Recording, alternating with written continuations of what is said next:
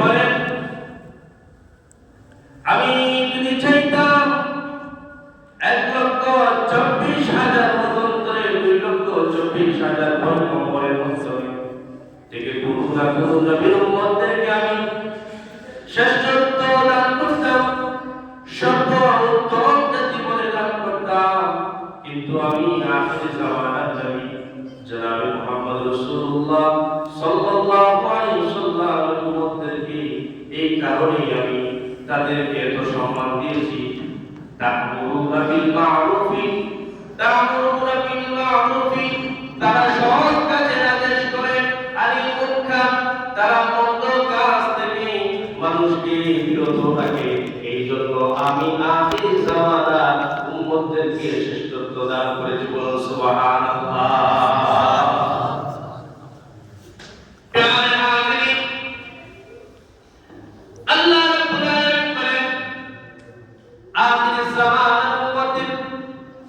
দান শুধুমাত্র দুনিয়াতে নয়, আখিরাত পর্যন্ত আল্লাহ রাব্বুল আলামিন এই শেষ নবীর উম্মতের মর্যাদা রেখেছেন।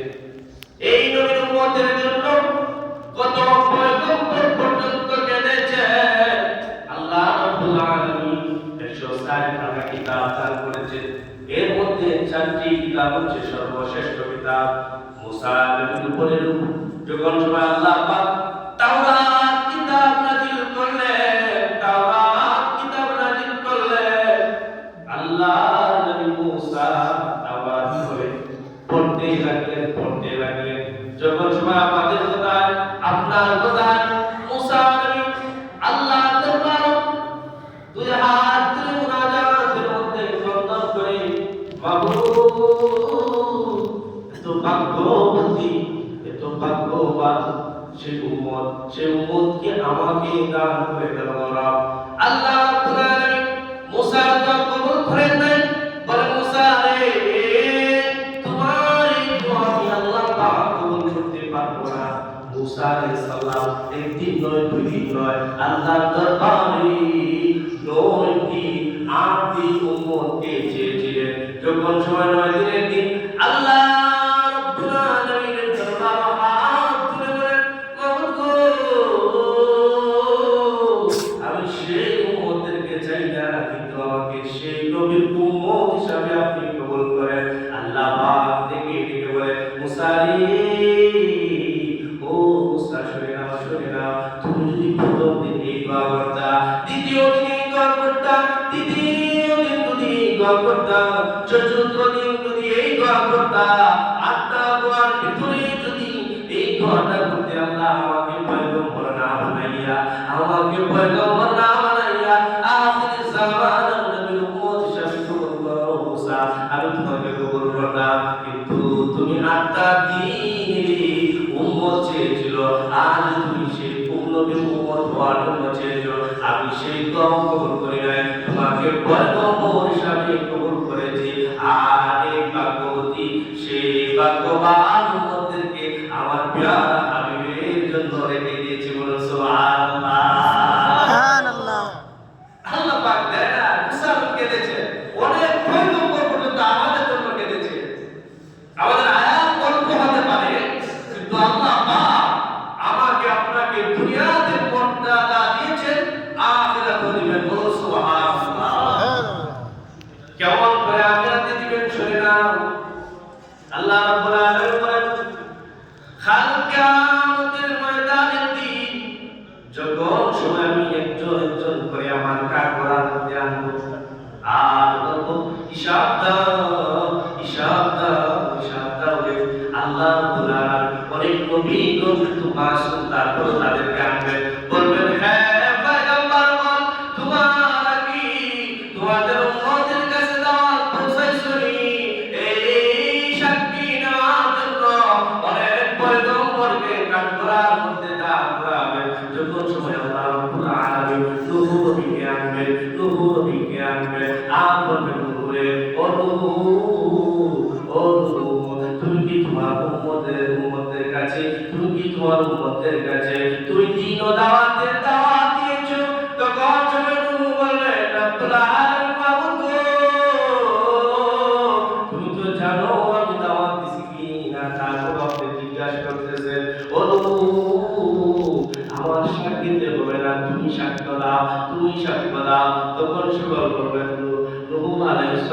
সাল্লাম বলবেন, আল্লাহ ও আল্লাহ, আমি একদিন দুই দিন নয় 950 বছর আপনার দিন ও দাওয়াত দিয়েছি নবী, কিন্তু আমি উম্মত পাই নাই, কিন্তু আমি উম্মত পাই নাই, মাত্র 40 জন উম্মত পেয়েছি গো মাবুদ।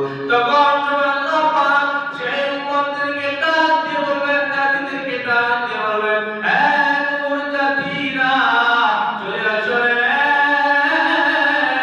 চলে আসো, নূহ নবী যা বলতেছে তা কি সত্য। তখন সময় সেই নূহ আলাইহিস সালামের উম্মতেরা নিমুখারামি করে ফেলবে, মিথ্যা কথা বলবে, বলবে আল্লাহ তোমার পয়গম্বর উনি দুই নামাজ এখানে যায় নাই, নবী হিসাবে দাওয়াত দেয় নাই। তখন সময় নূহ নবী বলবে, আল্লাহ তুমি তো জানো আমি দাওয়াত দিয়েছি কিনা। তখন বললেন, নূহ রে আমি সাক্ষ্য চাই রে, আমি সাক্ষ্য চাই, আমি সাক্ষ্য চাই, আজ তুমি কি সাক্ষ্য দিবা আমাকে দাও। তখন সবাই নূহ নবী বললেন, আল্লাহ আমি কোন পয়গম্বরকে আমি সাক্ষ্য মানি না, আমি কোন নবীকে সাক্ষ্য আজকে বলতে দেওয়ার জন্য বলবো না। আমি এমন কিছু মানুষকে বলবো যাকে আপনি এত সম্মান দিচ্ছেন, এত দাম দিচ্ছেন আল্লাহ, আল্লাহ সেই নবীর উপরে আপনি কুরআন নাযিল করছেন, সেই নবীর উম্মতদেরকে আমি জিজ্ঞাসাবাদ করতে চাই, সেই নবীর উম্মতদেরকে আমি সাক্ষ্য হিসাবে গ্রহণ করতে চাই, আপনি অনুমতি দেন। আল্লাহ পাক বলবেন, আখির জামানার উম্মত রে, আমার মুহাম্মদ রাসূলুল্লাহ উম্মত রে, কোথায় রে, চলে আসো, চলে আসো, নূহ নবী তোমাদেরকে সাক্ষ্য মানতে চায়, তোমরা সাক্ষ্য দাও। তখন সময় আল্লাহ পাক আমাকে আপনাকে জিজ্ঞাসা করবেন, নূহ নবীকে দাওয়াত দিয়েছিল, তখন সময় আমি আপনি বলবো যারা ঈমানদার, যারা মুমিন, যারা ঈমান নিয়ে কবরে গেছে, যারা ঈমান নিয়ে কবরে গেছে, নবীর ভালোবাসা নিয়ে কবরে গেছে, যারা আল্লাহকে ভয় করে দুনিয়ার সব খারাপ কাজ থেকে বিরত রেখে কবরে গেছে, সে মুমিনটা বলবেন, আল্লাহ ও মাবুদ, ও মাবুদ, আমরা আপনার কোরআনের মধ্যে পেয়েছি নূহ আলাইহিস সালাম একদিন দুই দিন সাক্ষ্য দেয় না, একদিন দুই দিন দাওয়াত দেয় না গো, 950 বছর তোমার দিন দাওয়াত ছিল তোমার দিন দাওয়াত 950 বছর দিয়েছে, আমরা সাক্ষী। তখন সবাই বললেন, ও আজ তুমি পাস করে গেছো, আর তোমার যত ঈমানদার মুত্তাকি 40 জন রয়েছে, তারা জান্নাতে যাবে, আর কাফের মুশরিক যারা আছে তারা জাহান্নামে চলে যাবে। বলুন সুবহানাল্লাহ। আল্লাহ পাক আমার আপনার সাক্ষী নিয়ে বলবেন, নূহ রে যাও তুমি মুক্তি পেয়ে গেছো। আল্লাহ পাক বলবেন, আমি দুনিয়াতে সেই উত্তম জাতির মর্যাদা দিয়েছি, আখিরাতেও আমি সেই শ্রেষ্ঠ জাতির মর্যাদা রেখেছি। বলুন সুবহানাল্লাহ, সুবহানাল্লাহ। আমি আপনি কাল কিয়ামতের ময়দানের দিন নবীগণরা আমাকে আপনাকে তালাশ করবে, আর করবে সেই উম্মত হচ্ছে আমার সাক্ষী, কারণ তারা আখির জামানার উম্মত। কুরআনের মধ্যে আল্লাহ পাক সব নবীকে ঘটনা বলে আনছে, কোন নবী কয়দিন দাওয়াত দিয়েছে, কোন নবী কয়দিন দাঁড়ে দাঁড়ে গিয়ে মানুষকে ইসলামের দাওয়াত দিয়েছে, সেই সাক্ষ্য নেবার জন্য আমাকে আপনাকে সেই নবীকে তালাশ করবে। এজন্য আল্লাহ রাব্বুল আলামিন বলেন, তাদেরকে আমি দুনিয়াতে শ্রেষ্ঠ বলে ঘোষণা করে দিয়েছি, উত্তম জাতি হিসেবে ঘোষণা করে দিয়েছি, আখিরাতের জন্য তাদেরকে আমি উত্তম হিসেবে গ্রহণ করেছি। বলুন সুবহানাল্লাহ। কিসের জন্য আমাকে আপনাকে আল্লাহ পাক সেই ঘোষণা দিয়েছে? আল্লাহ পাক বলেন, বিল মা'রুফি ওয়া তানহাউনা আনিল মুনকার, কারণ তোমরা হচ্ছে সেই জাতি যারা সৎ পথের আদেশ করবে, অসৎ পথ থেকে তোমরা মানুষকে নিষেধ প্রদান করবে। এই জন্য এখন আমরা কি করতেছি সমাজের মধ্যে, আমার ভাই আজকে গুনাহের মধ্যে লিপ্ত, আমিও তার সাথে গুনাহের মধ্যে লিপ্ত হয়ে যাচ্ছি। আমার ভাই নামাজ পড়তেছে না, আমার করতেছে না, আমার শাসন নাই। আমার ঘরের মহিলারা আজ কি করতেছে না, নামাজ পড়তেছে না, আমি আমার শাসন রাখতেছি না। আমি আরো করতেছি, আচ্ছা তোমার সুযোগ হয়ে গেলে তুমি নামাজ পড়ে নিও। এই ইসলাম এটা আমাকে আপনাকে শিখাই দেয়। আল্লাহ পাক রব্বুল আলামিন বলে, আগে তুমি তোমার ঘরকে ঠিক করো, সমাজকে ঠিক করো, রাষ্ট্রকে ঠিক করো, আর তুমি নিজে জাহান্নামের আগুন থেকে বাঁচো। তোমার আহালদেরকে, তোমার আহালদেরকে তুমি জাহান্নাম থেকে বাঁচাও। বলুন সুবহানাল্লাহ। আপনারা তো ফার্সি জানেন না, আপনারা বাইবেলকে আপনাদের ভাষা নেই। আপনার তাগিদ কিন্তু আমরা মাঝে আজ যত বড় মসজিদ কিন্তু মুসল্লি নাই, দুঃখ। সদরত্ব 10 থেকে 12 জন, যেই মহল্লার মধ্যে 3 থেকে 400 ঘর, যেই মহল্লার মধ্যে 2 থেকে 250 ঘর, যদি একজন করে প্রতি ঘর থেকে নামাজি আসতো, তাই 250 জন মুসল্লি হয়ে যেত। ঠিক কিনা বলেন? 250 জন মুসল্লি হয়ে যেত। কিন্তু আজ দুঃখ লাগে, জোহরের সময় আমরা ফরজ নামাজ পড়তে হয়, আসরের সময় আমরা 20 জনের নামাজ পড়তে হয়, ফজরের সময় কোনদিন আমরা 5 জনের নামাজ পড়তে হয়। এটা আমাদের সমাজে চালু করা যাবে না। আমরা কিভাবে, লুকমান হাকিম তিনি তার ছেলেদেরকে উপদেশ দিলেন, ওয়াকিমুস সালাত ওয়াকিমুস সালাত ওয়াতুস যাকাত ওয়াতুস যাকাত, তোমরা দিন কায়েম করো, তোমরা নামাজ কায়েম করো, যাকাত তোমাদের উপরে ওয়াজিব হলে যাকাত প্রদান করো। সুবহানাল্লাহ। সেই উপদেশ আমাদের মধ্যে থাকতো আছে না? আমাদের মধ্যে থাকতো। আজকে আমরা সমাজের মধ্যে আমরা আল্লাহ রাব্বুল আলামিন সেই জাতিকে ধ্বংস করেছে। কোন জাতিকে? যেমন অনেক নবীগণ জাতি, নবীগণ দাওয়াত দিতেছে, বলতেছে না আসো দিনের পথে, আসো নামাজের দিকে, আসো কল্যাণের দিকে। তারা কল্যাণের দিকে আসে নাই। তারা কি করতেছে?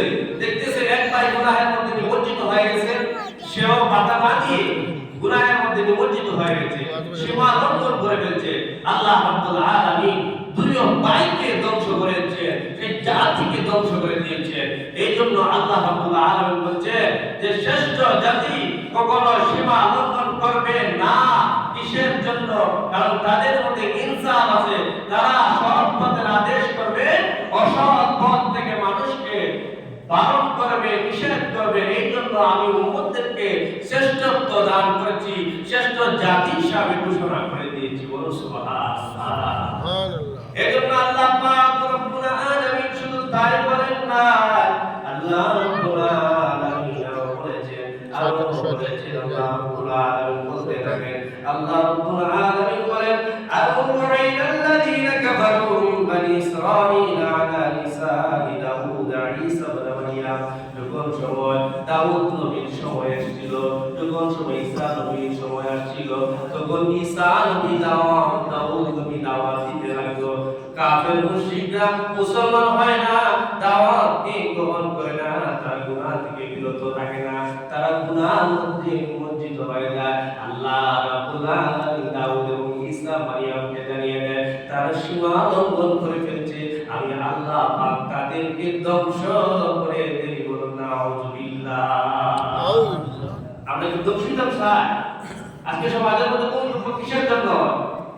গুনাহ, পাপাচার আমাদের মধ্যে বেড়ে গেছে। এই জন্য আজ আমাদের সমাজের মধ্যে ভূমিকম্প একবারের জায়গায় 3 বার হয়, 1 ঘন্টার মধ্যে 4 বার হয়। সাক্ষী আছে কিনা? না। বাংলাদেশের ভূমিকম্প হয় কিনা? বেশি হয়েছে। কিন্তু এই ভূমিকম্প এই বাংলার জমিতে হওয়ার কথা ছিল না। কিসের জন্য ছিল না? কারণ যেই বাংলাদেশের মধ্যে শাহজালাল ইয়ামনি মাজাররাতি তিনি সাহিত্য, শাহপুরান মাজাররাতি ইয়ামনি সাহিত্য, খাজা গরিবে নওয়াজ, এই নাসিরউদ্দিন সিবাসার হবিগঞ্জের মধ্যে সাহিত্য, এই জন্য কি ভূমিকম্প হওয়া উচিত ছিল? এই ভূমিকম্প কি হওয়া ছিল সিলেটের জমিনে? যেই সিলেটের মধ্যে সিলেটের লক্ষ লক্ষ মানুষের নয়নের মণি আল্লামা ফুলতলি সাহেবুল্লাহ রাহমাতুল্লাহি আলাইহি সাহিত্য, যেই মৌলভীবাজারের জমিনে, যেই সিলেটের ভিতরে বরুণা সাহেবুল্লাহ রাহমাতুল্লাহি আলাইহি সাহিত্য, সেই জমিনে কি ভূমিকম্প হয়েছিল? কিসের জন্য? আমার আপনার পাপাচারের জন্য। আমরা যখন সময় পাপাচার করব, তখন সময় আল্লাহ রাব্বুল আলামিন বলেন, বান্দারে আমি সিগন্যাল দেই, তোমাদের পাপাচার একটু বেড়ে গেছে, আমি তোমাদেরকে চাইলে একবারেই ধ্বংস করে ফেলতাম। মাদ্রাসা আমি ধ্বংস করি না, এই জন্য তোমরা পরিবর্তন হও, মানুষ পরিবর্তনশীল। এজন্য আল্লাহ রাব্বুল আলামিন বলে ইয়া আইয়ুহাল্লাযীনা ইয়া আইয়ুহাল ইনসান মা গাররাকা বিরাব্বিকাল কারীম, হে বান্দা আমি তো তোমাকে সৃষ্টি করেছি শুধুমাত্র আমি কারীমের জন্য, আমি কারীমের জন্য। কোন রব, কোন মায়া তোমাকে আমি রব থেকে আলাদা করে ফেলবো? বলো কোন রব, কোন মায়া, কোন ভালোবাসা তোমাকে আমার কাছ থেকে আলাদা করে ফেলবো? আজকে আমাদের আম্মা বাবার কাছ থেকে আমাদেরকে কেউ আলাদা করতে পারবে? পারবে না। সেই মা বাবার চাইতে তো আরো মায়া বেশি আমার রবের জন্য, আমার নবীর জন্য। কিসের জন্য আজ সে রবকে বলে গেছি, কিসের জন্য আজ আমার সেই নবীকে বলে গেছি, আমাদের শ্রেষ্ঠ নবীর শ্রেষ্ঠ উম্মত আমার আপনার জানা নেই, জানা নেই। আমার আপনার জানা যদি থাকতো যে আমরা আখির জামানার শ্রেষ্ঠ নবীর শ্রেষ্ঠ উম্মত, আমাদের সমতুল্য কেউ হবে না, কেউ ছিল না, কখনো আসেনি, আর আসবেও না। কিন্তু আমাদের আজ কেন নয়, আমরা নামাজ থেকে বহু দূর চলে গেছি। আমরা ইমানকে গড়ে রেখে আমরা চলাফেরা করতেছি। সমাজের মধ্যে যদি এক ভাই আর এক লোকের আগালাগি করে ঘুষাঘুষি করে, তাহলে আমরা কি করি? আরো শিখাই দিই। কিন্তু ভাই করে দেখি আমরা, ঠিক নেই? আমরা সমাজের মধ্যে আছে হিসাবে আছে, এটা আমাদের জন্য আদায় করিবা, এটা লাগে আমরা অন্তরে যদি নবী ভালোবাসা দিয়া যদি আমরা পরিশুদ্ধ করতে পারি, আল্লাহর মহব্বত দিয়া যদি আমরা পরিবর্তন করি, ওয়াউলাইকা হুমুল মুফলিহুন, তোমরা হচ্ছে সফল কাম, তোমরা হচ্ছে সফল কাম।